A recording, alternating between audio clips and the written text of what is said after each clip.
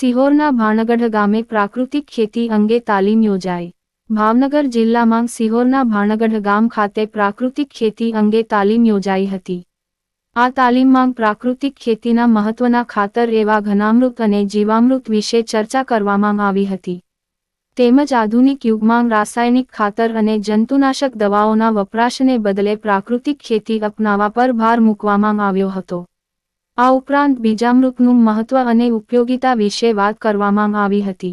આ ઉપરાંત ઉપસ્થિત ખેડૂત મિત્રોને પરિવારના આરોગ્ય માટે આ સિઝનમાં પોતાના ખેતરમાં થોડા ભાગમાં પણ પ્રાકૃતિક ખેતી શરૂ કરવા માટે ખાસ અપીલ કરવામાં આવી હતી।